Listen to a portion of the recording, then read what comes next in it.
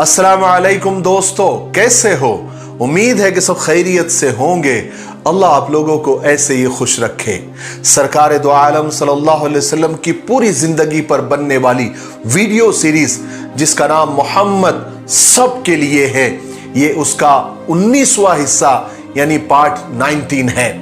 थोड़ा हम रिकैप कर लेते हैं कि हमने 18वें हिस्से में क्या सुना, लेकिन उससे पहले मैं आप लोगों से एक बात कहना चाहता हूं। देखिए, हम भी इंसान हैं, हमें भी हिम्मत अफजाई की और हौसला अफजाई की जरूरत होती है। हम सारी दुनिया को मोटिवेट करने की कोशिश करते हैं, लेकिन हमको भी मोटिवेशन की जरूरत होती है। इसलिए मैं आपसे रिक्वेस्ट करता हूं कि जब भी आप मेरे वीडियोस को देखें तो आपको वीडियो कैसा लगा, आप क्या महसूस कर रहे हैं, आपको क्या सीखने को मिला, आप कमेंट में जरूर बताया करें। हर वीडियो देखने वाला 1 लाइन या 2 लाइन का कमेंट जरूर लिखे। मैं आप लोगों के कमेंट्स बहुत दिल लगा के पढ़ता हूं और उससे मुझे बड़ा हौसला मिलता है। इसलिए आप कमेंट भले 1-2 लाइन का क्यों ना हो, जरूर करें। मैं इंतजार करूंगा और हर वीडियो पर करें। मुझे उम्मीद है कि आप ऐसा जरूर करेंगे। चलिए, हमने 18वें हिस्से में सुना कि आप सल्लल्लाहु अलैहि वसल्लम ने किस तरह लोगों को एक खुदा की तरफ बुलाना शुरू किया। सबसे पहले आपने अपने करीबी रिश्तेदारों को खाने की दावत दी, खाना खिलाया और फिर समझाया, लेकिन लोगों ने आपकी बात को नहीं सुना। फिर आप सफा पहाड़ी पर चढ़ गए, वहां से लोगों को आपने दावत दी, लेकिन अबू लहब जो कि हुजूर का चचा था, उसने हुजूर को गाली दी, बुरा भला कहा। फिर अल्लाह तबारक व तआला ने कुरान पाक की आयतें नाजिल फरमाकर अबू लहब का ठिकाना जहन्नम बताया। फिर आपने हिम्मत नहीं हारी, दूसरी मर्तबा फिर दावत की, फिर लोगों को समझाया, लेकिन मक्का के लोग तो दुश्मनी पर उतर आए। उन्होंने वफ्द बनाकर, ग्रुप बनाकर अबू तालिब से मुलाकात की और कहा कि भतीजों को समझाओ वरना आप बीच में से हट जाओ। तो अबू तालिब ने अपने भतीजे यानी आप सल्लल्लाहु अलैहि वसल्लम को समझाया भी, लेकिन आप सल्लल्लाहु अलैहि वसल्लम ने फरमाया कि ये मुझे खुदा का हुक्म है और मैं एक जर्रा बराबर भी उससे इधर उधर नहीं हो सकता, इस काम से हट नहीं सकता। फिर आप रोने भी लग गए थे। तो अबू तालिब चूंकि अपने भतीजे यानी आप सल्लल्लाहु अलैहि वसल्लम से बेहद प्यार करते थे, तो आपने फरमाया कि ठीक है भतीजे, तुम अपना काम करते रहो, मैं कभी भी तुमको दुश्मनों के हवाले नहीं करूंगा और हमेशा तुम्हारा सपोर्ट करूंगा। चलिए अब आगे सुनते हैं। हुजूर पाक सल्लल्लाहु अलैहि वसल्लम ने अब खुल्लम खुल्ला लोगों को इस्लाम की दावत देने लगे। आप सल्लल्लाहु अलैहि वसल्लम बाजारों में जाते, लोगों की मजलिसों में जाते, यहां तक कि आप लोगों के घरों में जाते, वहां जाकर लोगों को समझाते और इसका फायदा भी हो रहा था। आहिस्ता आहिस्ता लोग इस्लाम की तरफ आने लगे थे और इस्लाम को कबूल करने लगे थे। और उसमें आप सल्लल्लाहु अलैहि वसल्लम के जो सहाबा थे चुनिंदा, वो आपका हाथ बटाने लगे, जिसमें सरे फहरिस्त हजरत अबू बकर सिद्दीक, हजरत उस्मान, हजरत सईद बिन जैद, हजरत अबू उबैदा बिन जर्रा आपका हाथ बटाते रिजवानुल्लाहि ताला अलैहिम अजमाइन। अब इस्लाम के मानने वालों की तादाद दिन ब दिन अब बढ़ते जा रही थी। अभी तक हालांकि मक्का वालों ने आप सल्लल्लाहु अलैहि वसल्लम को इतना सीरियस नहीं लिया था, संजीदगी से नहीं ले रहे थे। हाँ, वो थोड़ी बहुत तकलीफें पहुंचाते, बुरा भला कहते, मजाक करते, लेकिन उनकी सोच ऐसी थी कि मोहम्मद की ये बात सल्लल्लाहु अलैहि वसल्लम और मोहम्मद का ये दीन अब ज्यादा नहीं चलेगा और बहुत जल्द ये लोग और उसके मानने वाले उगता जाएंगे और फिर दोबारा अपने पुराने रास्ते पर लौट आएंगे। मगर ये उनका गलत ख्याल था। जब हुजूर पाक सल्लल्लाहु अलैहि वसल्लम ने खुलेआम काम शुरू किया तो इस्लाम की शोहरत होने लगी। तो अब मक्का वालों को फिक्र भी होने लगी, उनके सीने में गुस्से की भट्टियां सुलगने लगी, गुस्से से पागल होने लगे। उन्होंने अब बाकायदा आप सल्लल्लाहु अलैहि वसल्लम की मुखालिफत करने के लिए, अपोज करने के लिए, उनको परेशान, उनको तकलीफें देने के लिए मशवरे और मीटिंग्स करने लगे। एक बहुत बड़ी मीटिंग्स मक्का वालों ने की, जिसमें इस मामले में मशवरा हुआ कि मोहम्मद हमारे खुदाओं को बुरा भला कहता है। अब उसकी ये बातें बढ़ती चली जा रही है, उसको कैसे रोका जाए। उस मीटिंग में लोगों ने अलग अलग बातें की। कोई कहने लगा कि मोहम्मद हमारे खुदाओं की बुराइयां करता है, जिनको हम इबादत करते हैं, हमारे बाप दादा भी जिनकी इबादत करते हैं। क्या मोहम्मद हमें बेवकूफ समझता है जो वो हमारे अकीदों को बुरा कहता है? क्या मोहम्मद चाहता है कि हम सारे अरबों से लड़ाई मोल लें और वो हम पर हमला कर दे? क्या मोहम्मद ये चाहता है कि सारा अरब हमारा बायकाट कर दे, हमसे लेन देन बंद कर दे, जिनकी वजह से हमारी तिजारतें और बिजनेस तबाह हो जाए और हम भूखे मर जाएं? क्या मोहम्मद ये चाहता है? काफी राय मशवरा और बहस मुबाहिसे के बाद उस मीटिंग में यह तय हुआ कि एक जमात बनाई जाए, एक वफ्द बनाया जाए और एक ग्रुप बनाया जाए जो अबू तालिब के पास जाए और अबू तालिब से शिकायत करें और उनसे दरखास्त करें और साथ साथ वार्निंग भी दे कि वो मोहम्मद को समझाए कि मोहम्मद हमारे मामलात में दखल न दे और हमारे खुदाओं को बुरा भला न कहें। और सीधी सी बात है कि वो हमारे मजहब में दखल न दे, हम उसके मजहब में खलल नहीं डालेंगे।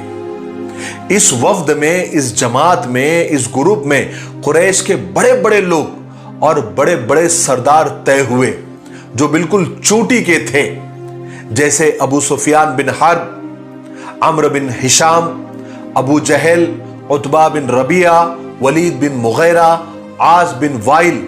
ये सब मिलकर एक जमात बनाकर अबू तालिब के पास गए और उनसे जाकर पूरी मीटिंग का खुलासा और आने का मकसद तफसील से और डिटेल से अबू तालिब के सामने रख दिया।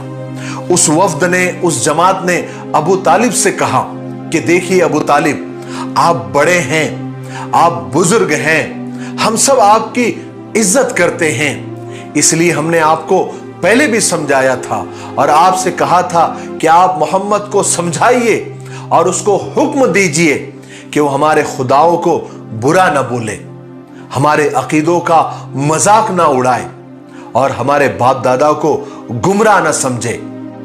अब हम सब्र नहीं कर सकते, इसलिए आप मोहम्मद को मना कीजिए या फिर आप हमारे साथ मैदान में आ जाइए। अबू तालिब ने सब की बातें सुनी और एक आदमी को हुजूर पाक सल्लल्लाहु अलैहि वसल्लम को बुलाने के लिए भेजा। जब आप सल्लल्लाहु अलैहि वसल्लम तशरीफ लाए तो अबू तालिब ने हुजूर से फरमाया कि भतीजे देखो, ये लोग बड़े बड़े लोग हैं, तुम्हारे खानदान और कबीले के बाइज्जत लोग हैं। ये लोग सिर्फ तुमसे इतना चाहते हैं कि तुम उनके खुदाओं को बुरा मत कहो, ये तुम्हारे खुदाओं को बुरा नहीं कहेंगे। हुजूर ने फरमाया, चचा मैं इनसे सिर्फ इतना कहता हूं और मैं इनको उस खुदा की तरफ बुला रहा हूं जो इनके खुदाओं से बेहतर है। मैं चाहता हूं कि वो सिर्फ एक जुमला कह दे तो बात खत्म हो जाएगी। तो अबू जहल ने बीच में कहा, कौन सा जुमला मोहम्मद, कौन सा जुमला? तो आपने फरमाया, ला इलाहा इल्लल्लाह, यानी अल्लाह के सिवा कोई इबादत के लायक नहीं। बस क्या था, जब हुजूर के मुंह से यह जुमला उन्होंने सुना तो सब लोग एकदम नफरत से उठ गए, अपना मुंह फेर लिया और तैश में आकर पैर पटकते हुए, धमकियां देते हुए वहां से निकल गए। बहरहाल आप सल्लल्लाहु अलैहि वसल्लम अपने काम में लगे रहे और आपको दिन ब दिन कामयाबी मिल रही थी और इसी कामयाबी की वजह से मक्का वालों के दिलों पर छुरियां चल रही थी। उन्हें जलन हो रही थी कि कैसे लोग मुसलसल मोहम्मद के दीन को कबूल करते जा रहे हैं। उन्हें अपनी बेइज्जती और अपने खुदाओं की तौहीन पर सख्त गुस्सा आ रहा था। अब उन्होंने फैसला किया कि वो मोहम्मद को सबक सिखाएंगे और उसके दीन का मजाक उड़ाएंगे और उनके मानने वालों को परेशान करेंगे, उनको बुरा भला कहेंगे। चुनांचे मक्का वालों ने अपने शायरों को जमा किया और उन्हें इस बात पर उभारा कि वो अपने अशार, अपने पोइट्रीज के जरिए मोहम्मद सल्लल्लाहु अलैहि वसल्लम के लिए बुरी बुरी बातें लिखे, उनकी तौहीन करें, नीच और गंदी चीजें उनकी शान में लिखे। इसके अलावा मक्का वालों ने एक प्लान और किया कि इस अफवाह को ज्यादा से ज्यादा फैलाया जाए, और उन्होंने इस बात को फैलाया और बार बार बोलना शुरू किया कि मोहम्मद झूठा है, मोहम्मद जादूगर है और मोहम्मद ये सब मशहूर होने के लिए कर रहा है। नाउजुबिल्लाह मिन जालिक, अल्लाह हम सब की हिफाजत फरमाए। लेकिन ये सब करने से पहले मक्का वालों ने फिर एक मीटिंग की, फिर एक मशवरे के लिए जमा हुए और उस मीटिंग में यह तय किया कि हम सब मिलकर मोहम्मद के पास जाएंगे और उससे बहस करेंगे। वो जो बोलता है ना कि मरने के बाद हम दोबारा उठाए जाएंगे, हम दोबारा जिंदे होंगे, और एक फरिश्ता उसके पास आता है, वही लाता है, हम उससे इसके बारे में सवाल करेंगे और उससे सबूत मांगेंगे। वो जो कहता है ना जन्नत है, जहन्नम है, जन्नत में बागात है, महल्लात है, जहन्नम में आग है, उसके बारे में सवाल करेंगे और मोहम्मद से कहेंगे कि अगर तुम सच्चे हो तो चलो कोई निशानियां बताओ, कोई सबूत पेश करो तो हम मानेंगे। अगर वो नहीं बता सका तो हमने जो उसको सताने का प्लान बनाया है, कोई भी उसको अरब में बुरा नहीं बोलेगा, ना उसको कोई कमीनापन कहेगा और ना उसे कोई जुल्म कहेगा। इस फैसले के बाद उन सब लोगों ने एक आदमी हुजूर को बुलाने के लिए भेजा। हुजूर भी जल्दी जल्दी तशरीफ ले आए। हुजूर को ख्याल हुआ कि शायद इन्हें मेरा दीन पसंद आ गया है, शायद ये समझ गए होंगे और जिस सच्चाई की तरफ मैं बुला रहा हूं शायद ये उसको कबूल कर लेंगे और ईमान ले आएंगे। लेकिन वहां पहुंचकर आपको सख्त मायूसी हुई। उन लोगों ने तो उल्टा ही आप सल्लल्लाहु अलैहि वसल्लम से यह कहना शुरू किया कि मोहम्मद, तुम जिस किस्म की हरकतें अपनी कौम के साथ कर रहे हो ना, ऐसी हरकतें पहले शायद किसी ने की होंगी। तुमने हमारे मजहब में ऐब निकाले, हमारे खुदाओं को बुरा भला कहा, हमारे बाप दादाओं को गालियां दी, तुमने अपनी ही कौम में फूट डाल दी। गर्ज के ऐसी कोई बुरी हरकत नहीं है जो तुमने न की हो, लेकिन इसके बावजूद भी हम तुम्हें दौलत, सरदारी, इज्जत सब कुछ देने के लिए तैयार है, तुम सिर्फ आवाज करो। अगर तुमको दौलत चाहिए हम तुम्हें इतनी दौलत देंगे, इतनी दौलत देंगे कि मक्का में तुम सबसे बड़े मालदार बन जाओगे। अगर तुमको इज्जत चाहिए, तुमको बड़ाई चाहिए, तो हम तुम्हें अभी ही अपना सरदार बनाने के लिए भी तैयार हैं। अगर तुम्हें कोई बीमारी है, कोई आसिब या जिन का साया है, तो हम अपने पैसों से तुम्हारा इलाज कराएंगे और तुम अच्छे हो जाओगे। रसूल पाक सल्लल्लाहु अलैहि वसल्लम को ये ऐसी अजीब अजीब और ऊटपटांग बातें सुनकर सख्त अफसोस हुआ कि ये लोग किस किस्म की बातें कर रहे हैं और कैसे कैसे इल्जामात लगा रहे हैं। आप सल्लल्लाहु अलैहि वसल्लम ने फरमाया कि ये जो तुम लोग कह रहे हो ना, इसमें ऐसी कोई बात नहीं है, ये सारे बातें झूठी है, सारे इल्जामात झूठे हैं। न मुझे तुम्हारी दौलत की जरूरत है, न मुझे तुम्हारा सरदार बनना है। मुझे तो अल्लाह ने तुम्हारे पास पैगंबर बनाकर भेजा है, रसूल बनाकर भेजा है, और मुझे उसने हुक्म दिया है कि मैं तुमको उसके अजाब से डराऊं और अच्छे कामों के बदले तुम्हें सवाब की खुशखबरी सुनाऊं और गुनाहों के बदले में जहन्नम से डराऊं। जब मक्का वालों ने देखा कि हुजूर किसी भी तरीके से मानने को तैयार नहीं हैं, बल्कि मनवाना चाहते हैं, तो उन्होंने फिर अजीब अजीब मुतालबे और डिमांड शुरू कर दिए। उनमें से कोई कहने लगा कि अगर तुम चाहते हो कि हम तुम पर ईमान ले आए और तुम्हारी बात माने कि तुम खुदा के सच्चे पैगंबर हो, तो चलो जमजम से भी मीठा पानी का चश्मा यहां से निकाल कर बता दो। और यहां से ऐसी नहर निकालो जो शाम और इराक तक चली जाए। किसी ने कहा कि अगर तुम सच्चे नबी हो तो तुम्हारे खुदा से कहो कि तुम्हारे लिए जन्नत के महल यहां पर बना दे। किसी ने कहा कि तुम्हारे खुदा से कहो कि सोने और चांदी के खजाने तुम्हें दे दे ताकि तुम आराम से जिंदगी बसर कर सको। ऐ मोहम्मद, तुम में हम में फर्क क्या है? जैसे हम बाजार में रोजी रोटी कमाते हैं तुम भी वही करते हो। किसी ने कहा कि ऐ मोहम्मद, एक काम करो, तुम हमारे सामने आसमान पर चढ़ जाओ और वहां से हमारे लिए कोई किताब लेकर आओ ताकि हम पढ़ सके और तुमको जाता और आता हुआ देख सके। किसी ने कहा कि फरिश्ते जो खुदा की बेटियां हैं जिनकी हम इबादत करते हैं, तुम उन फरिश्तों को, उन खुदा की बेटियों को हमारे सामने लेकर आ जाओ। या एक काम करो, कोई मुसीबत या अजाब हम पर नाजिल करके दिखाओ जिनसे तुम हमको डराते हो। हुजूर पाक सल्लल्लाहु अलैहि वसल्लम ने सब की बातें सुनी और कहा कि खुदा की कसम, मैं सिर्फ एक इंसान हूं और खुदा का पैगंबर हूं। फिर अल्लाह तबारक व तआला ने ये आयत नाजिल फरमाई, तबारकल्लज़ी इंशाअ जअल लका खैरम मिन ज़ालिक जन्नातिन तजरी मिन तहतिहल अनहार व यजअल लका क़ुसूरा। वो जात बड़ी आलीशान है, अगर वो चाहे तो आपको उनकी फरमाइश से अच्छी चीज दे दे, यानी बहुत से गैबी बागात जिनके नीचे नहरें बहती है, वो सारे महल आपको दे दे।